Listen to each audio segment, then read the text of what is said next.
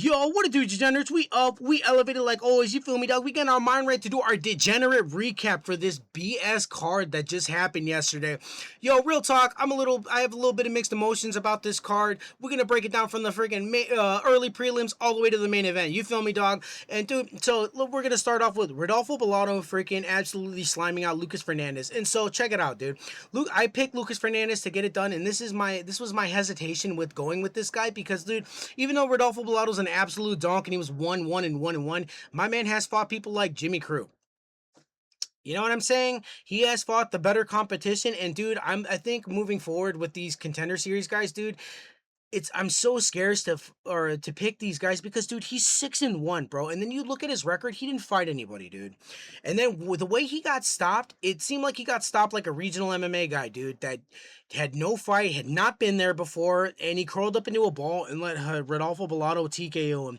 And dude, the punch didn't even look that crazy. It was like a little short left hook that I feel like if my man had maybe like 10 more fights and he'd actually been in that position, he probably would have been able to fight his way out of it, dude. But again, this is my problem with these regional MMA guys. You feel me? On the next fight, we got these complete and utter donks. And dude, and when I say getting like 15, 16 MMA fights before coming into the UFC, I mean legit.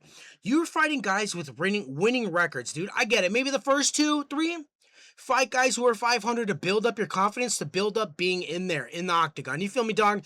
But this guy, Rafael Tobias, dude, he fought absolutely nobody. Everybody but his last 2 opponents before, Dair Nurgaze, had losing records, dude. And then the people that he did beat, the guy in the contender series was like 9-4. Come on, dude. And then Dair Nurgaze, a complete donk, dude. Both these guys just punching each other in the dick. Nobody cared about this fight. Dude, I mean, I guess I'm happy Dair Nurgaze won, but like, dude, it looked like an absolute slop fest. And if this is what the opening prelims are gonna be, it's like, don't even show them to me anymore. Let's go old school UFC. Don't even show me the prelims if this is what it's gonna be, dude. Fucking wasting my time, bro. Like, come on.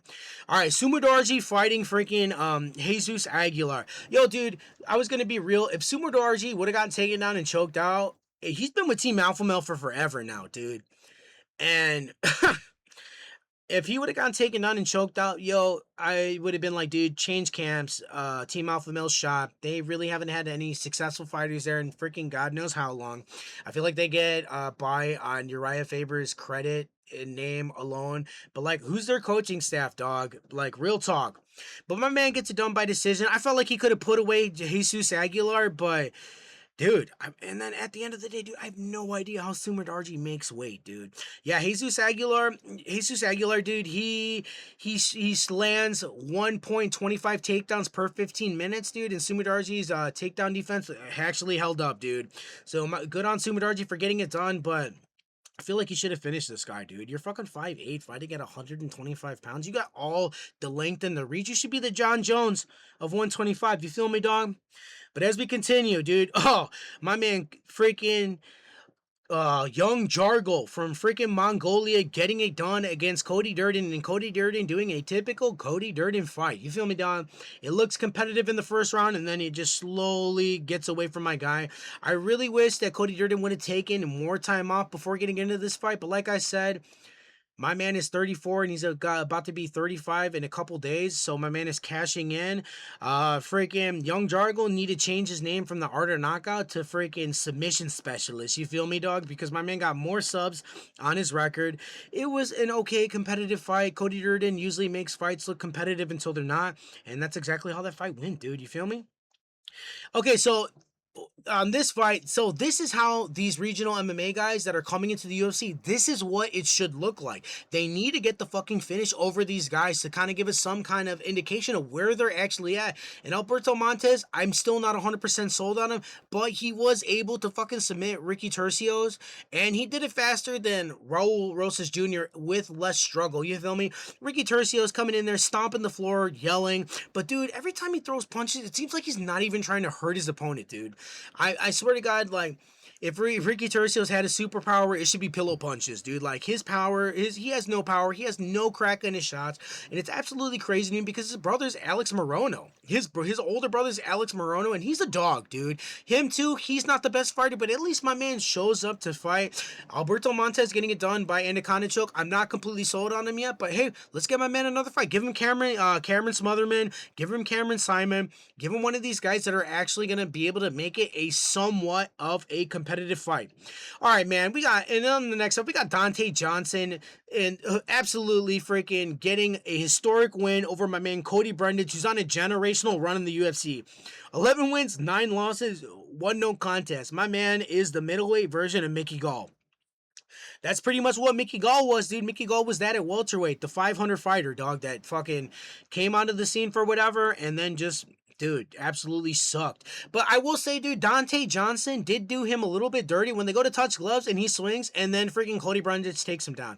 What I can't get over is how they always talk about how Cody Brundage is a great wrestler. He's this elite wrestler, and then he never fucking uses it, bro. And then when he did use it, he had no ground and pound, no submission threat, nothing, dude. Dante Johnson was able to get up and freaking put it on Cody Brundage, dude. But Dante Johnson, lockjaw, looking like a throwback fighter from fucking 2005. 2008. Did someone tell him that fucking middleweights nowadays are like 6 feet and above? Yo, but real talk, the fight for him, make him versus what's his name? McFinney, that other fucking 5'8 middleweight, so my man could slime him out and get that fool out of here, dude. I don't know who Dante Johnson should fight next, but dude, real talk, I feel like my man needs to move down to welterweight, bro, because otherwise you were going to absolutely get slimed out by some of these big guys. Dude, he's 5'8. Can you imagine him fighting RDR, who's freaking 6'4"? It would be fucking comical, dude. It would be like when Kevin Gastelum fucking fought Chris Weidman, dude. Looked like he didn't even belong in there with him. You feel me? But my man Cody Brundage looked like if he would have won, he would have hung up the gloves. So I feel like that's what Cody Brundage is looking, trying to get one more win before hanging up the gloves. Are we going to see somebody in the UFC get more losses than win on their record? Dude, generational run. You feel me, dog? And talking about nut shots, yo, dude. My man Cody Brundage got gifted a decision because of how many nut shots he took, dude. And the scorecard was 28-27 for Cody Garbrandt to win. So, dude, if he didn't get nut shotted as many times, this dude should have won. But real talk, dude, Cody Garbrandt, hang it up, dog. You don't know how to mix up your strikes properly, dude. You're just predominantly a boxer that throws maybe 1 or 2 kicks, barely. You throw a teep every now and then, but dude, hang it up and go to bare knuckle and go to DBX and go make your bag, dog.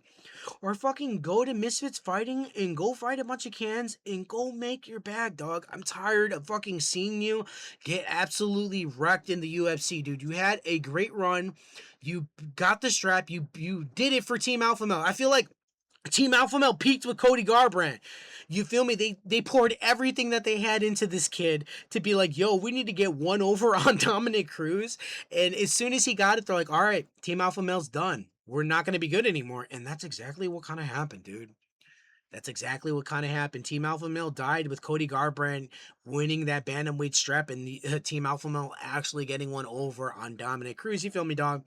All right, man, we getting into this main card. And, yo, your boy's going 500 on this card, but real talk, who cares? This is all just fun. And Gregory Rodriguez on this redemption tour. You feel me, dog? Knocking out, absolutely sliming out Bruno Ferreira, who should be at 170 pounds, dude. Like, come on, dog. But, yo, real talk, book Gregory Rodriguez to fight freaking Jared Cannonier. Let's get that. Let's get Gregory Rodriguez on that redemption tour, that Hobocop redemption tour. You feel me, dog? Absolutely dope. Absolutely stoked that Gregory Rodriguez got this one done. I really feel book the rematch with Jared Cannonier, or give my guy Brendan Allen, or give my guy Fluffy, dude. Have him, Hobocop, Fluffy, dude. That'd be a badass fight, dude. In the next fight, we got Drew Dober absolutely slamming out Michael Johnson. Dude, I don't know why I felt like Michael Johnson was going to be way faster than Drew Dober. He was, dude, but in typical Michael Johnson fashion, winning the fight, piecing up Drew Dober on the feet. My man Drew Dober's eye was slowly getting shut. He's starting to get a mouse under his eye, a really nasty one. And in an exchange, Drew Dober just absolutely slimes out Michael Johnson. And then you can see afterwards, Drew Dober's feeling awkward as fuck because there's that meme going around where fucking Drew Dober just fucking absolutely knocks out black dudes in the UFC. You know? Weird record to have, weird stat to have, for sure. And then he goes up to Michael Johnson and does the typical white dude thing. Hey brother, I ain't racist, dog. Even though it's like you going up and telling him you're racist kind of makes you feel just a little bit racist. You know what I'm saying? And Michael Johnson's sitting there looking all fly, being like, yeah, dog, it's all good. I didn't think you're racist. You a cool cat. You feel me, dog? And then he absolutely slimes him out. And you could just see afterwards how awkward it was when they were announcing the winner, dude. When they were announcing the winner, that's why I hear Drew Dober giving that complete white guy speech. I'm a big fan of him. I've always been a big fan. Yeah, we get it, dog. Yeah, I feel like it wouldn't have been awkward if you didn't say anything to Michael Johnson. You feel me, dog? It wouldn't have been awkward. In the next part, we got Chiweewees absolutely hugging Rob Font. Absolutely hugging Rob Font. Hey man, real talk, hats off to Chiweewees. I didn't think he was gonna be able to wrestle fuck Rob Font like that, but my man does. But you know, it kind of makes sense because my man's at what is it? It's not Alliance. He's at the same gym. He's at the same gym where with Marab, and he's getting more rounds in with Marab. So he's getting the good rounds in, but dude, he needs to be able to do something with that takedown. Either get the choke or do some nasty ground and pound something. But dude, the way that he's fighting, it's not gonna go well with the guys that are in front of him now at 135 pounds. I wonder how much farther he progresses on, but dude, from here on out, dude. Ugh, my man's 21, dude, and he's gonna be the number 15 guy at 135 pounds, and I still feel like he's not ready for this. I feel like he's not ready for this, but he keeps proving me wrong. But he fought a 40-year-old Rob Font, right? Dude, I just wonder who they're gonna fight next. Is my man gonna be the gatekeeper at 135? Or is he going to actually, they're going to give him a couple fights forward, man. Interesting stuff. We'll see what happens. And in the next fight, we got Kyle Ohio absolutely sliming out RDR. Dude, I said that RDR should move up to 205. I feel like the weight cut is too much. But he says he feel like he has a lot to give at 185. I don't think so, dude. You look too slow.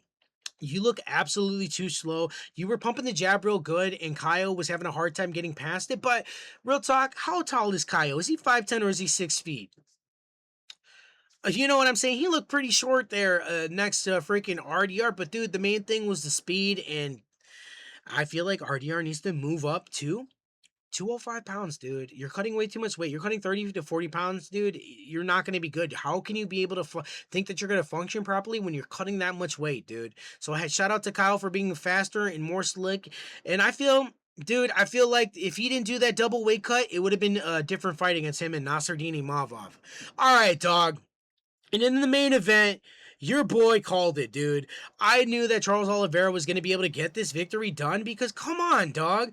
Call a spade a spade. Nobody was talking about how Max Holloway's never faced a legitimate wrestler in his entire UFC career.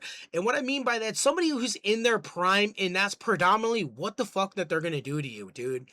And real talk, dude, the last person that Max Holloway fought that was like that was Frankie Edgar in 2017. But it's Frankie Edgar 9-10 years removed from being the lightweight champion, dude. This fight went exactly like how I thought it was. And this was my hesitation with Max Holloway jumping up to 155 pounds that nobody was talking about. Everyone's like, my man got 85% takedown defense. Against who, dude? Against who?